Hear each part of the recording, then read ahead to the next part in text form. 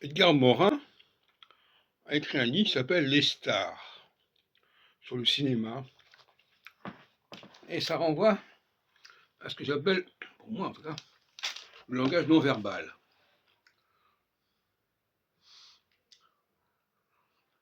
Il y a des femmes, par exemple, parce que moi j'attends beaucoup aux femmes au cinéma, leur seule présence est déjà très importante. Quoi qu'elles disent, quoi qu'elles fassent, elles ont un visage qui est ce qu'il est et qui donne de la force au film. Je pense au film Green Land récemment, il y a une actrice qui s'appelle Morena, je ne sais plus comment, eh bien elle est remarquable parce qu'elle est tout simplement elle-même. Elle a un visage, elle a un très beau visage, en tout cas elle a des expressions qui sont très, très fortes, et ça nous renvoie à un problème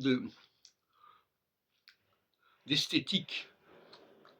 Souvent l'esthétique et l'éthique ont quelque chose à voir, parce que le bien et le mal peut être représenté par le blé, le beau et le laid, par le blanc et le noir.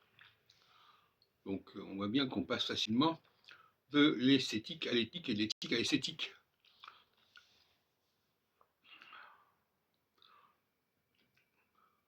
Et des personnes qui ne... Il ne s'agit pas de parler, simplement leur visage nous parle et nous met dans un état X ou Y. Il y a des visages qui nous révulsent et des visages qui nous attirent, qui nous fascinent.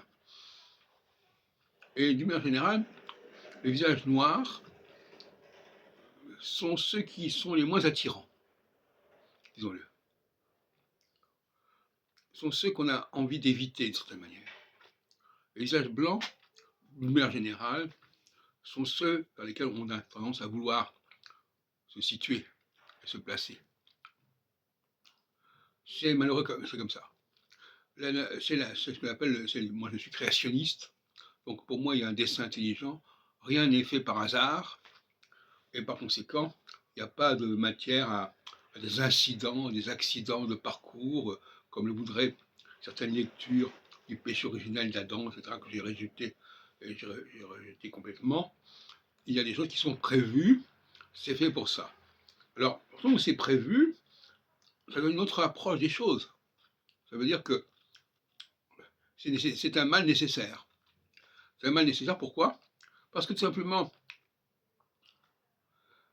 si personne n'était malade, il n'y aurait pas de médecin.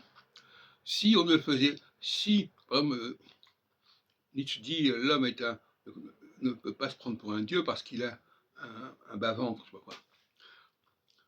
Nous-mêmes, nous produisons des choses qui sont désagréables. La merde, la pisse, c'est pas très agréable, ça sent pas très bon, etc. Donc ça fait partie quand même de notre fonctionnement. Donc c'est un fonctionnement normal. Personne ne va reprocher à quelqu'un d'aller aux toilettes.